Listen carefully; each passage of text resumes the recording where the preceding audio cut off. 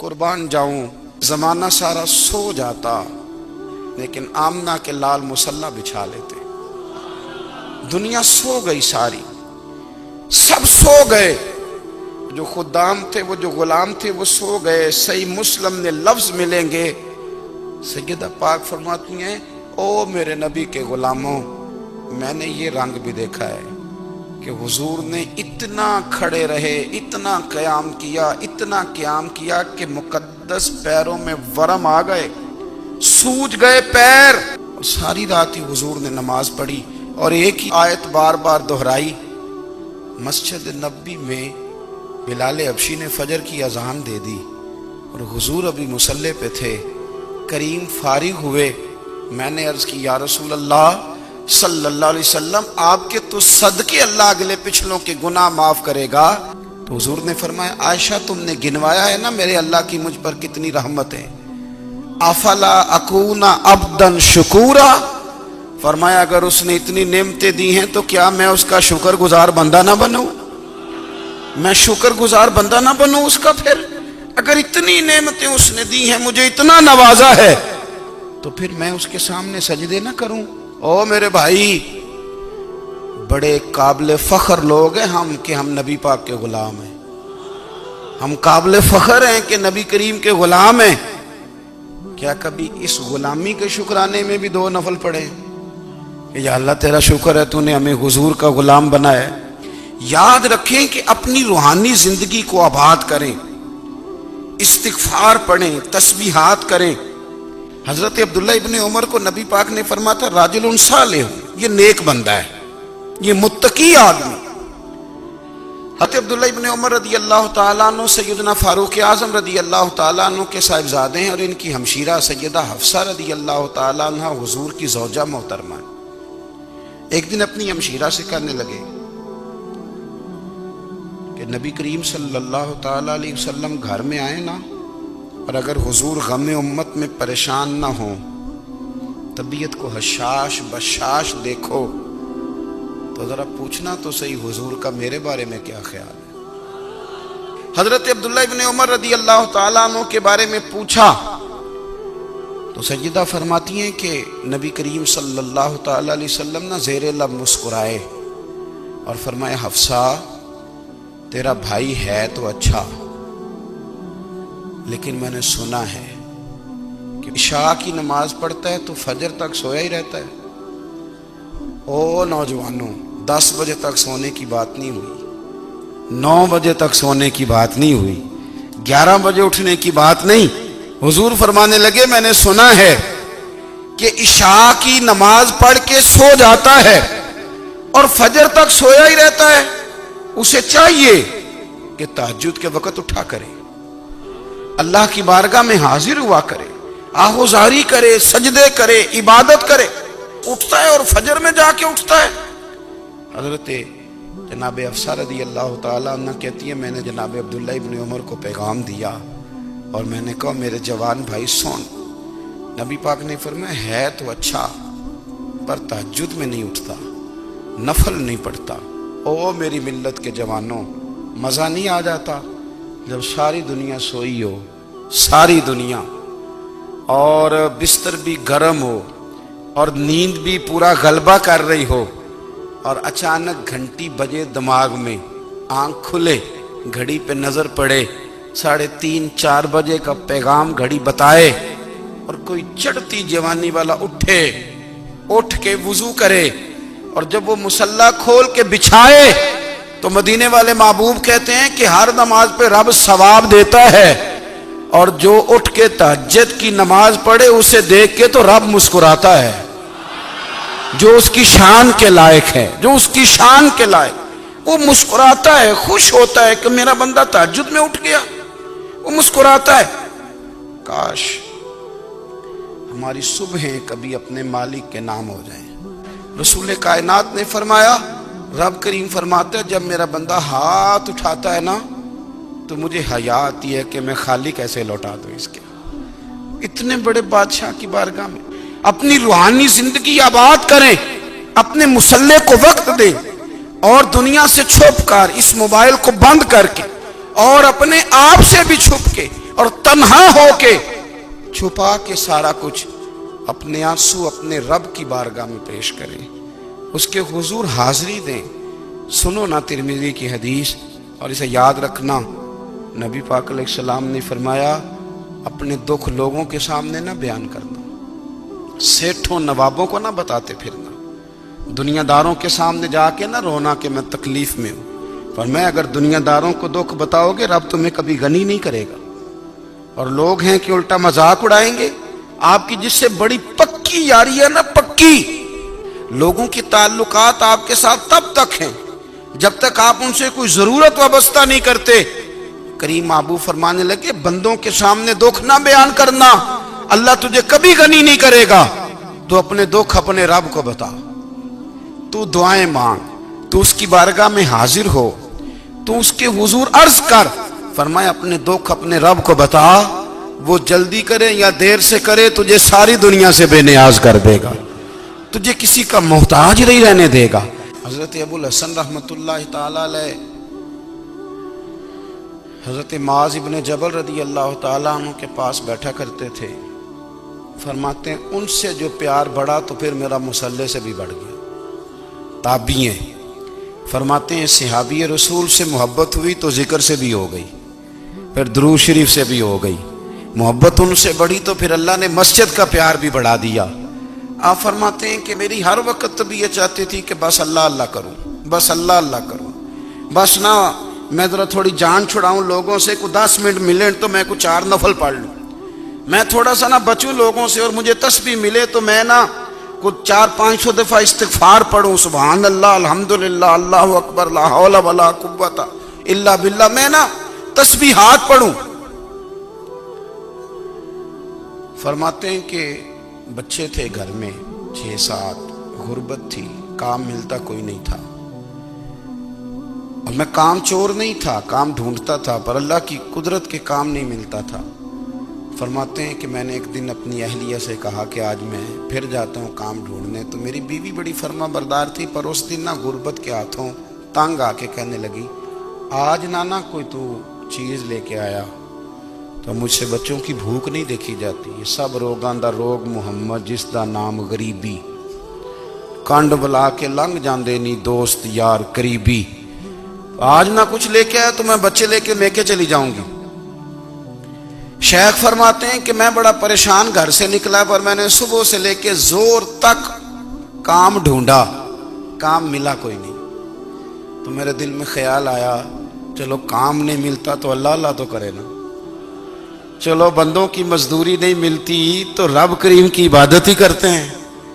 فرماتے ہیں کہ میں نے نا فرات کے پانی سے وضو کیا، نہر کے، شدید دھوپ تھی، ساتھ ریت تھی اور ریت تپ رہی تھی، میں نے اپنا رومال وہیں مصلی کے طور پر بچھا لیا، اور فرماتے ہیں کہ زور سے لے کر عصر تک نماز پڑھی، دھوپ بھی پورے زور پہ، پر میرے سجدے کا ذوق بھی پورے زور پہ۔ فرماتے ہیں سورج بھی چمک رہا ہے اور رب کی عبادت کا ذوق بھی پورے زور پہ، میں سجدہ کروں تو پھر میرا اٹھانے کو جی نہ چاہے۔ میرے استاد لکھا کرتے تھے، یہ ان کا شعر ہے، وہ کہا کرتے تھے مجھے سوز دے، مجھے ساز دے، اور مجھے نیم شب کا نیاز دے، دم سجدہ خود کو میں توڑ دوں، مجھے ایسا ذوق نماز دے، اور میں تیری بہار کا پھول ہوں، میں کھلا بھی ہوں تو تیرے لیے، مجھے میری شاخ سے توڑ لے، مجھے اپنی زلف کا ناز دے۔ بھائی فرماتے ہیں کہ عصر تک میں نے نفل پڑھے، دل ڈھلنے لگا، عصر کی نماز پڑھی اور میں وہاں سے چلا۔ اب میں جب نکلنے لگا تو دل میں خیال آیا کہ چھوٹی چھوٹی دیواریں ہیں گھر کی، بغیر کچھ لیے جاؤں گا تو بیوی دور سے دیکھے گی تو شور کرے گی کہ پھر خالی ہاتھ آ گیا ہے۔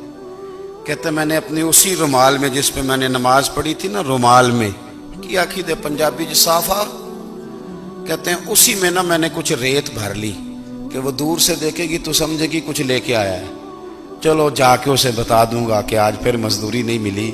کہتے ہیں وہ ریت لے کر جب میں گھر میں گیا تو پہلے بیوی دروازے پہ کھڑی ہوتی تھی، پوچھتی تھی خالی ہاتھ آ گئے ہو؟ آج میں نے دیکھا تو ہے ہی کوئی نہیں۔ فرماتے ہیں میں اندر داخل ہوا, سلام لی, ایک کونے میں میں نے وہ رومال رکھ دیا اور میں نے آواز دی کہ بھلی مانس کہاں ہو؟ تو وہ کہنے لگی آپ منہ ہاتھ دھو لیں, میں روٹی لے کے آئی. میں نے کہا روٹی کہاں سے آ گئی؟ یہاں تو کئی دنوں کے فاقے, تو کئی دنوں کی غربت ہے, یہاں تو اس گھر میں تو فقیری ہے. فرماتے ہیں کہ وہ روٹی لے کے آئی اور اس وقت کی جو موجودہ نعمتیں تھیں, سمجھ لیں سلاد, اچار, ہر چیز ساتھ لائی.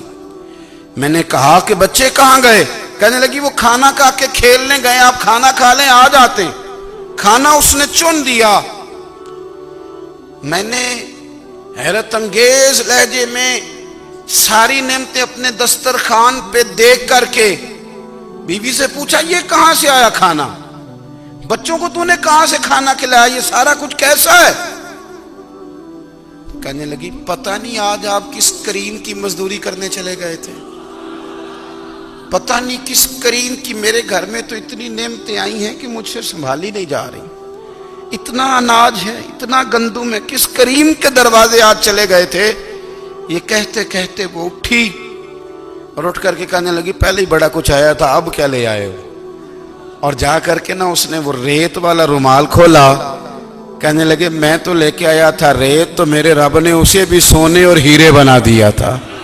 میرے نبی پاک صلی اللہ تعالی علیہ وسلم نے فرمایا ہر چیز اپنے رب سے مانگ, ہر چیز مانگ, ہر چیز مانگ. یا رسول اللہ کیا کچھ؟ میرے محبوب نے فرمایا تیرے گھر میں نمک بھی ختم ہو جائے تو وہ بھی اپنے رب سے مانگا کر.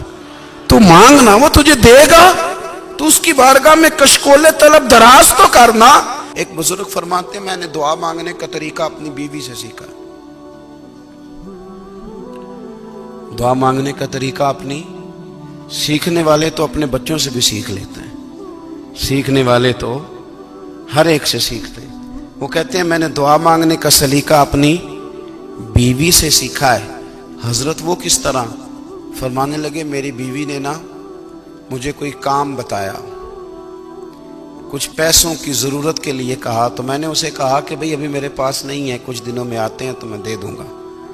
عورتوں کی عادت ہوتی ہے وہ بار بار یاد کراتی ہیں. 2-4 دنوں کے بعد پھر اس نے کہا حضرت وہ میں نے کہا تھا کچھ پیسے, میں نے اسے کہا کہ ابھی میرے پاس نہیں ہے, کچھ دنوں میں ملتے ہیں تو میں تمہیں دے دوں گا. اس نے کچھ دنوں کے بعد پھر کہا حضور وہ میں نے کچھ پیسے کہے تھے. فرماتے میں نے ڈانٹ دیا, میں نے کہا کہ کیا تو روز مجھے شرمندہ کرتی ہے, کہا نا میرے پاس نہیں ہے, ہوں گے تو دے دوں گا, تو روز یاد کراتی ہے. فرماتے اس نے پہلے تو میری ڈانٹ کو سہا,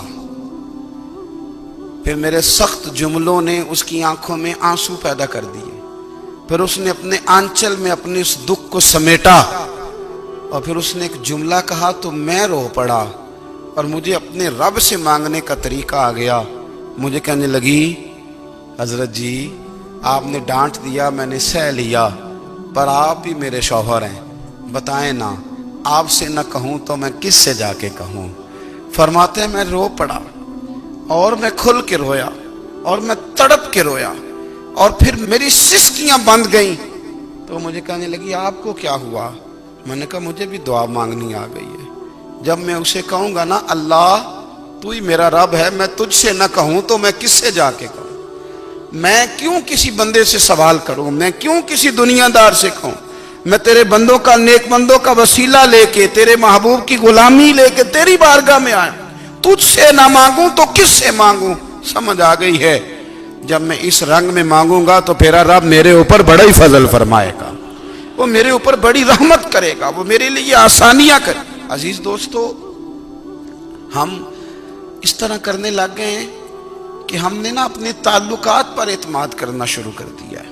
میرے تعلقات بہت ہیں. ہم نے اپنی دولت پر اعتماد کرنا شروع کر دیا ہے, میرے پاس دولت بہت ہے.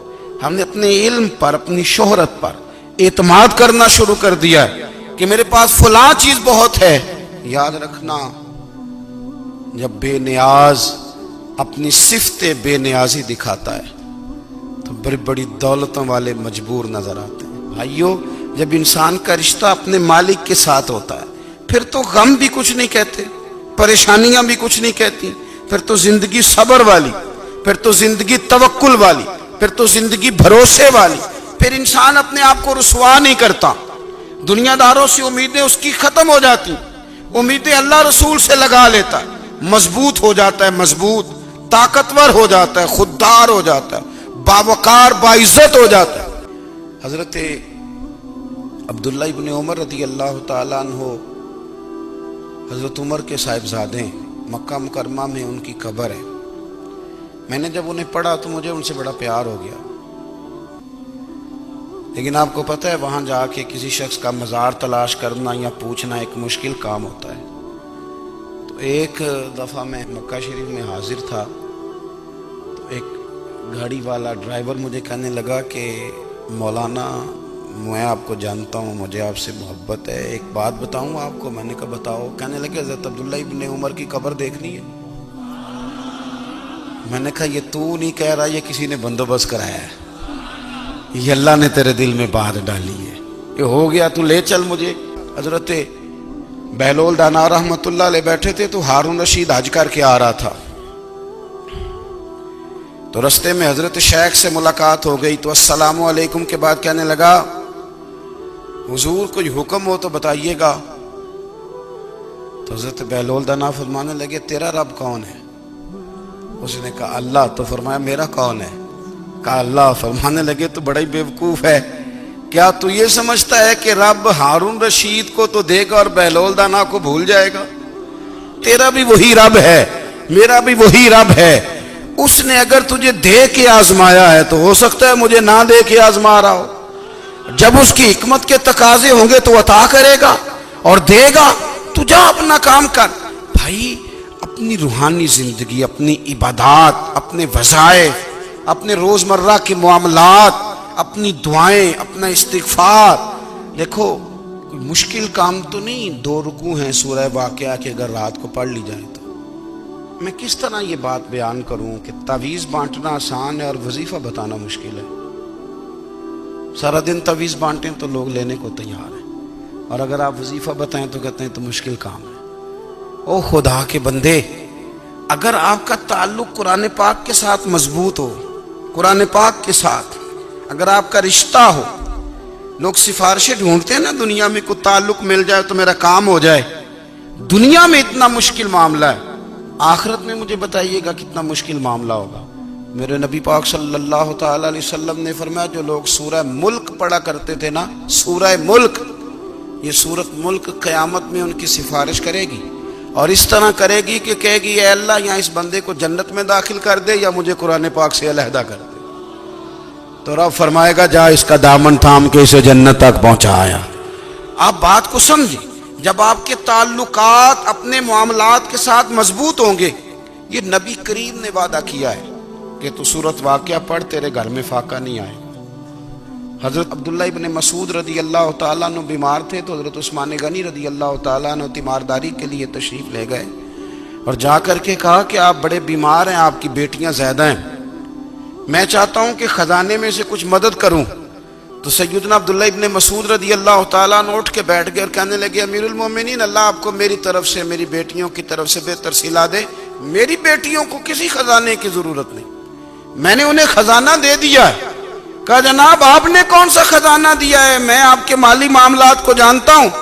تو فرمانے لگے امیر المومنین، میرے نبی کریم نے فرمایا ہے جو سورت واقعہ پڑھے اسے کبھی فاقہ نہیں آتا، میں نے بیٹیوں کو یاد کرا دی ہے، یہ خزانہ میں نے انہیں دے دیا ہے۔ وہ سارے والدین سنیں جو بیٹیوں کے لیے پریشان رہتے ہیں۔ حضرت عبداللہ ابن مسعود نصیحت کر رہے ہیں، فرمانے لگے میں نے سورت واقعہ یاد بھی کرا دی ہے، پڑھنے کی عادت بھی ڈال دی ہے، حضور نے فرمایا ہے جو سورت واقعہ پڑھے اسے فاقہ نہیں آتا۔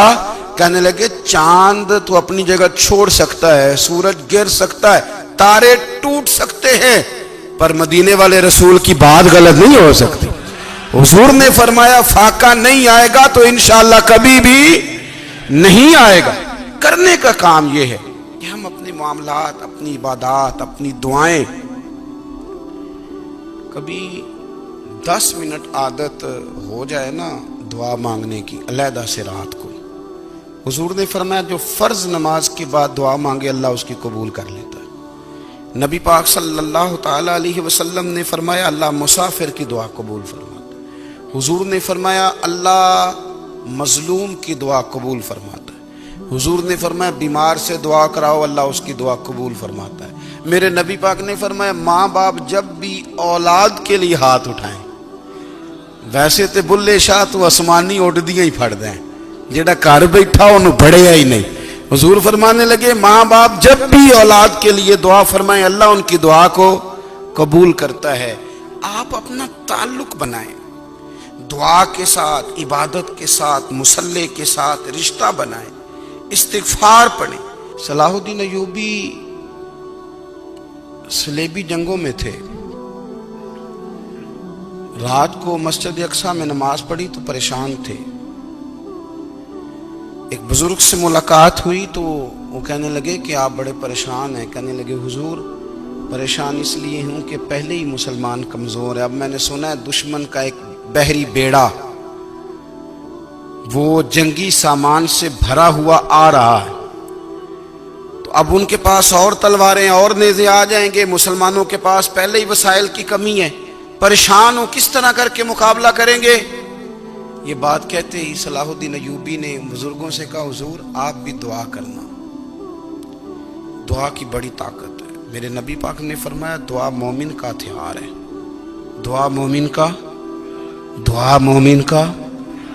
حضور نے فرمایا تقدیر کو سوائے دعا کے کوئی چیز نہیں بدل سکتی، دعا مومن کا ہتھیار ہے، یہ کافر کے پاس کوئی نہیں، یہ ہتھیار ہے مومن کا۔ اللہ کرے آپ کو سمجھ آئے، پھر سنیں، کئی بار کہہ چکا ہوں یہ ہتھیار ہے۔ کافر کے مقابلے میں جو تیرے پاس سب سے بڑا ہتھیار ہے وہ دعا ہے۔ دعائیں کرانی چھوڑ دی، کرنی چھوڑ دی، لینی چھوڑ دی۔ حضرت سیدنا انس بن مالک رضی اللہ تعالیٰ عنہ فرمایا کرتے تھے میں نے وہ رنگ دیکھا ہے جب حضور دعا مانگتے تھے اور حضور کی مقدس آنکھوں میں آنسو بھی ساتھ ہی بہا کرتے تھے، میں نے وہ انداز دیکھا ہے۔ تو صلاح الدین ایوبی بزرگ سے کہنے لگے آپ بھی دعا کیجیے، اور خود رونے لگے اور سر سجدے میں رکھ کے رونے لگے، اور عشاء سے لے کر فجر تک روئے، خوب روئے۔ صبح وہ بزرگ آئے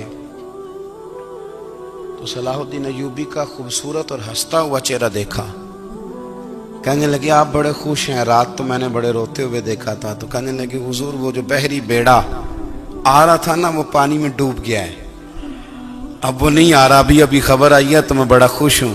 بزرگ کہنے لگے اوٹ سینے سے لگ اور سن ایک بات، وہ بحری بیڑا پانی میں نہیں ڈوبا، وہ تیرے آنسوؤں میں ڈوب گیا ہے۔ وہ جو تو رات رویا ہے نا رب کریم کی بارگاہ میں تو وہ ڈوب گیا ہے۔ بھائی اپنا مصلی کا، عبادت کا، وظائف کا، اللہ کا سلسلہ اس کو مضبوط کریں، اپنی دعاؤں کے تعلق کو مضبوط کریں۔ دعائیں بڑے انقلاب برپا کر دیتی ہیں۔ ہم تھوڑے نا جب سے خشک ہوئے ہیں نا، خشک، اور میری تو جماعت ہی صوفیاء کی جماعت تھی، ہم تو داتا علی اجمیری کی جماعت سے، ہم تو خواجہ اجمیری کی جماعت سے، ہم تو شیخ احمد فاروق سرہندی کی جماعت سے، ہم تو صوفیاء کی جماعت۔ ہماری جماعت نے بھی وہ تعلق جو ہمارے بزرگوں نے بنایا تھا۔ بزرگ اللہ کے قریب کیسے جاتا ہے؟ تو ہمارے یہاں نا بہت سارے لوگ کہتے ہیں جی نظر ہو گئی تو کام ہو گیا۔ بھائی جو بخاری مسلم میں طریقہ ہے نا اللہ کا قرب پانے کا وہ تو نفل ہے۔ نبی کریم علیہ السلام نے فرمایا بندہ نفلوں کے ذریعے رب کے قریب جاتا ہے، اور اتنا قریب جاتا ہے کہ پھر اللہ اس کی زبان بن جاتا ہے، اللہ اس کی آنکھیں بن جاتا ہے، کان بن جاتا ہے، ہاتھ اور پیر بن جاتا ہے۔ تو یہ تو عبادت ہے، یہ تو اللہ کی بارگاہ کی حاضری ہے جو آپ کو اللہ کے قریب کرے گی۔ تو اپنے نماز کو اہمیت دے کے ادا کریں، نمازیں موبائل بند کر کے ادا کریں۔ لیکن نا کچھ لوگ کہتے ہیں مجھے ٹائم نہیں ملتا نماز کا، تو میں کہتا ہوں یہ آپ نے بڑی جرت کی بات کی ہے۔ مجھے کو میرا پیر بھائی کہا تھا نا میرے پاس ٹائم نہیں آپ کو ملنے کا، تو میں کہتا ہوں آج کے بعد آنا ہی نہ۔ تو کیا سمجھتا ہے تو بہت بڑا آدمی ہے، تیرے پاس ٹائم نہیں ہے اور ہمیں ملنے کا ٹائم، موج کر۔ تو آپ نے اللہ رسول کو کہہ دیا ٹائم نہیں۔ اور عجیب فلسفہ ہے نا، کہا جائے نماز پڑھنے آؤ تو کہتے ہیں کپڑے ٹھیک نہیں، اور کہا جائے کہ آؤ ذرا دعوت پہ چلیں تو کہتے ہیں 1 منٹ ٹھہر میں کپڑے بدل کے آیا۔ نماز کے لیے کہا تو کہتے ہیں ٹھیک نہیں، دعوت کے لیے کہا تو کہتا میں ذرا تیاری کر لوں، یوں جانا مناسب نہیں۔ یہ معاملہ ٹھیک نہیں۔ رب تو فرماتا ہے کہ جب تم مسجد میں آ تو زینت اختیار کر کے آ، خوب ذوق سے دعا مانگے، خوب شوق سے نماز پڑھیں، خوب استغفار کا مزاج بنائیں۔ آپ لوگوں کے بیچ رہ کے سکھ حاصل کرنا چاہتے ہیں، لیکن آپ کو پتہ ہے کئی مہینے غار حرا میں رہنا بھی مدینے والے محبوب کا طریقہ ہے۔ ہر سال اعتکاف بیٹھنا الگ سے، یہ بھی حضور کا طریقہ ہے۔ مسجد نبوی کے اندر دروازہ کھلتا تھا نبی کریم کا، پر گھر کے اندر نفل پڑھے نبی پاک، اور حضور فرماتے ہیں کچھ نفل نماز گھر میں بھی پڑھا کرو، گھر کو قبرستان نہ بناؤ۔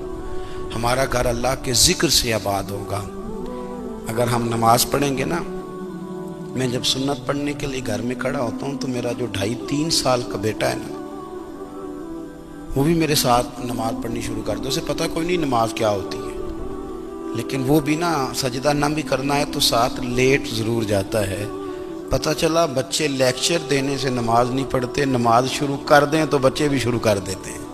ہم جب پریشان ہوتے ہیں تو لیکچر دیتے ہیں، تو لیکچر تو باہر شاید چل جائے، گھر میں کیسے چلے گا؟ گھر میں تو عمل چلے گا۔